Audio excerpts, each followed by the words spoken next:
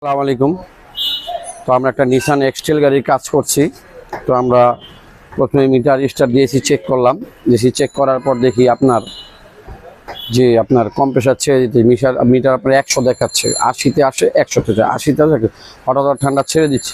তো আমরা কুলিং চেম্বারটাও খুলবো। দেখেন আমরা ওয়াইপারের জালি টালি সব খুলেছি, ভিতরে লাইট লাগাও, যা ফ্যান লাগাও।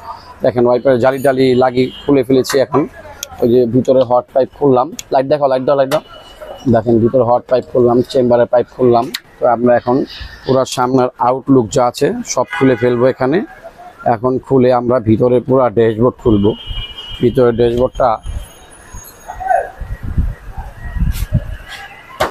পুরো ড্যাশবোর্ড খুলবো। চিরঞ্জিত আস্তে আস্তে খুলবে, হ্যাঁ, যাতে কোনো দাগ টাগ না লাগে। তো আমরা এখানে অতি যত্ন সহকারে কাজ করি, কারণ আমাদের যারা কাস্টমাররা আছেন ওনা আমাদের কাছ থেকে অনেক আশা করেন যে না, এখানে কাজটা ভালো হবে। তো আস্তে আস্তে আমরা খুলি, বাকি সব কিছু আমি দেখাচ্ছি, আপনাদের সাথেই থাকুন। সো আমরা সব খুলে ফেললাম। দেখেন সব রেডিয়েটর, কন্ডেন্সার। এখন কম্প্রেসারটাও চেঞ্জ করবে, যে কম্প্রেসারটাও খুলবো। এই দেখেন আমরা কি ময়লা আছে রেডিয়েটরে, কন্ডেন্সারে অনেক ময়লা, অনেক। এই দেখেন দেখাচ্ছি, দেখেন আর পার কিছু দেখা যায় না, দেখছেন? তো এই সমস্যার কারণে আপনার কম্প্রেসারটা নষ্ট হয়ে গেল। তো আমরা কুলিং চেম্বারটাও খুলবো। হ্যাঁ, কুলিং চেম্বারটাও খুলবো। আপনার কুলিং চেম্বারটা খুলবো। দেখেন মোটামুটি ড্যাশবোর্ড খোলা হয়ে গেছে প্রায়। তো আমরা চেম্বারটা খুলে দেখবো লিকেজ আছে কিনা, আর মোটামুটি সার্ভিসিং করে দেব। বড় স্ক্রুড্রাইভার দিয়ে দাও ওখানে। আমাদের সাথেই থাকবেন, আমরা বাকি আরো কাজগুলো করব কম্প্রেসার।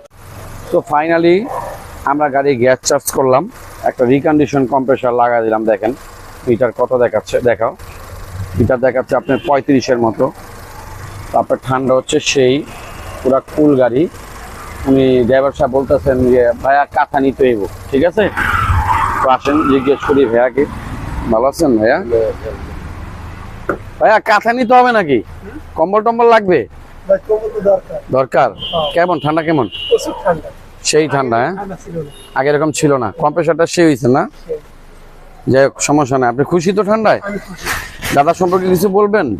কম্প্রেসারটা কেমন হয়েছে বলেন, দাদা কাজ কিরকম করছে? ধন্যবাদ। যারা লাইভ দেখবেন আসবেন দাদার কাছে কাজ করতে। জি জি, এতটুকুই দাবি রইল সবার কাছে। ধন্যবাদ। দাদার কাজ এক কাজে হলো। তো আমাদের সঙ্গেই থাকবেন, আর বেশি বেশি লাইক, কমেন্টস এবং শেয়ার করে দিবেন। যদি আমাদের কাজ